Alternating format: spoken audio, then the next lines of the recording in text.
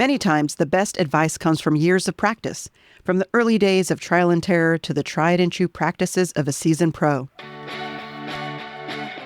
Welcome to the official podcast for National Podcast Post Month. My name is Jennifer Navarrete, and I'm the founder of NaPod Pomo, and this podcast is your guide to navigate through the 30-day Global Podcast Challenge. Now, in this episode, we conclude the three-part series. Now, this is all about podcast best practices learned from years of experience.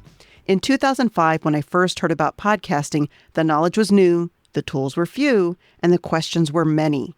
Today, the tools, tech, and information is abundant, and the 2005 version of Jennifer would have been thrilled with how easy podcasting is these days. However, with that abundance also comes overwhelm. So much so that potential podcasters either have analysis paralysis or buy all the gear and the tech, but never actually record a podcast. Both scenarios are sad situations, and I believe everyone has a mission and a message to share with the world, and that podcasting is a great way to speak that message far and wide. So let me offer you some practical tips for getting started, and even more importantly, ways to continue podcasting. Now, I'm a fan of building in public. National Podcast Post Month is proof of that. Every single one of us is stretching ourselves, trying new things and learning along the way. Is it scary to put out something that is outside of our comfort zone and far from perfect? Yup. Yet the power of putting yourself out there is how fast you will learn. As Steph Fuccio said in the first episode, the breakthroughs that you can have during the month, and especially at the end of the month, are just phenomenal. It's true. I call NaPod Pomo the Fail Fast Get Good Challenge for a reason. The learning happens quickly, and while the perfectionist version of ourselves is appalled at the idea of fail fast, the adventurous side of us is even more excited by the get good aspect of what will happen during the course of the month. Get comfortable flying the plane while building it. The ride will be a little rough, but it will land safely, and the value of what you learn in the process is a critical part of your personal podcast education. Trust me, it is so very worth it. So what's the right length or type of podcast? Well, please note that there is no actual right. I'm like doing air quotes here, right length or right type of podcast. What is right for you is something only you can decide. You don't need to ask anyone's permission to create and publish your podcast. Make a decision and stick with it. Feel like you want to change that? Great. Just take the audience on the journey with you. And this point is important in everything you do with podcasting. Always keep your listeners in mind as you make decisions. Not so that you're making decisions by committee, but so that if there is a drastic change, your audience doesn't get whiplash or feel abandoned. Here's what I call the 4 podcast lengths. Again, this is variable, but this is pretty general, broad stroke of what you'll find out there. 1 to 5 minutes micro podcast. And I can tell you that a whole lot of us participating in NaPod Pomo are doing micro podcasts. Why? Because they're easy to do, but typically require a script or bullet points to make sure you stay on target. Less time equals more structure. 5 to 15 minutes. I call that a nugget podcast. Meatier, but also brief. You'd be surprised at how much you can fit into a sub 15-minute podcast.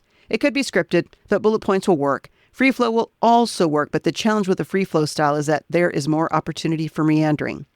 20 to 30 minutes commuter style podcast. The average commute for folks who work in the office is about 20 to 30 minutes. Now, while it can be longer for people in dense cities or who have longer commutes, generally 20 to 30 minutes works. 45 minutes plus long form podcast. Typically, these shows are recorded live and released as is with less post-production edits than more scripted shows. Not always the case, but I can say that the 3+ hour podcasts I listen to are recorded from a live stream and then released with little to no editing. Why? Well, editing podcasts takes far more time than the actual length of the show. So podcasters with longer shows have a robust pre-production system that ensures they're ready for their proverbial close-up as it is. What's the right length for you? Talk for as long as you need to and not a moment longer. Now, I will share a few microphone tips. Wired or wireless lapel mics work well for mobile. USB XLR combo mics offer great opportunity for growth if you're going to level 2 or even level 3. Some examples are Shure MV7 Plus, ATR 2100, or Rode PodMic. These offer good sound for the price, and bonus is that if you decide you want to expand to level 3 podcasting and introduce a mixer or audio interface like the Rodecaster Pro or Zoom PodTrack, these mics also have an XLR connection.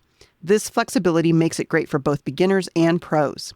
One last tip, when you get your mic, find out where the hot spot is on your mic. Some mics have a hotspot at the top, others have it on the side. Knowing where the hotspot is on your mic is key to your sound design. That plus treating the room you'll be recording in with sound buffering treatments like moving blankets, sound buffering curtains, carpets, etc. The more soft surfaces you introduce to combat the hard surfaces in your recording space, the better. Ready to take podcasting seriously? Take a look at what NaPod Pomo sponsor Blueberry has to offer you.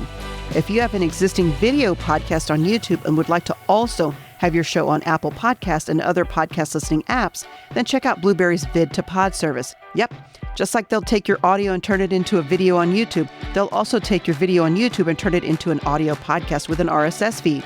To learn more, visit blueberry.com and use promo code NaPodPomo for 1 month of free hosting.